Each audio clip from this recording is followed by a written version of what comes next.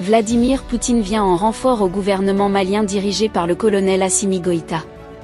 Le colonel Assimi Goïta passe à la vitesse supérieure avec le soutien apporté par la Russie de Vladimir Poutine. Salut chers abonnés et bienvenue une fois de plus sur votre chaîne d'information préférée. Aujourd'hui, nous allons faire un tour du côté de l'Afrique de l'Ouest, dans la zone AES, particulièrement au Mali pour vous parler de cette nouvelle très historique qui vient renforcer les forces de défense FAMA qui luttent contre les terroristes. La Russie a décidé d'apporter une aide significative à la République du Mali. À cet effet, 11 tonnes de produits ont été envoyés par Moscou en soutien aux forces armées maliennes, FAMA. Le mercredi 18 septembre 2024, un avion de transport militaire de la Russie a atterri sur l'aérodrome de Bamako. L'appareil russe transportait à son bord une cargaison de 11 tonnes de vivres et de médicaments, apprend-on de l'agence de presse africaine.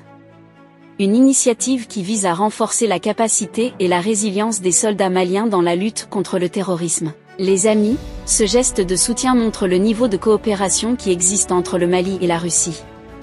C'est une très bonne nouvelle. Cela va permettre à nos forces de défense de maintenir et d'infliger davantage des lourdes pertes à ces forces du mal. Le ministère russe de la Défense a souligné que ce geste de soutien à l'endroit de Bamako dans la lutte contre les groupes armés ne représentait qu'une petite partie des actions visant à rapprocher les deux pays. Notons que cette aide de la Russie intervient dans un contexte particulièrement tendu, après la double attaque qui a eu lieu au Mali le mardi 17 septembre 2024.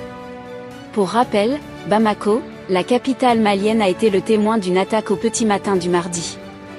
Des tirs et des détonations se sont fait entendre dans la ville de Bamako aux environs de 5 heures du matin.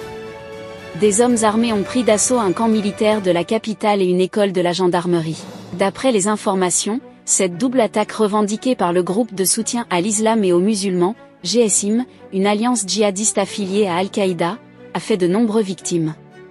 Par ailleurs, depuis l'arrivée du colonel Assimi Goïta au pouvoir, les relations diplomatiques et militaires entre la Russie et le pays ont pris un nouveau tournant aux grandes dames de la France. Chers abonnés, c'est là en quelque sorte l'information que nous avons pour vous aujourd'hui. Donc ce qu'il faut retenir est que nos vaillants soldats avec ce soutien de la Russie de Vladimir Poutine vont tenir sur le terrain des opérations et infliger davantage des lourdes pertes à ses ennemis de la paix. Également cela va rehausser leur niveau de résistance et fragiliser davantage les forces terroristes. Et pour nous, c'est une très bonne nouvelle. Que pensez-vous de cette situation? Laissez votre avis en commentaire.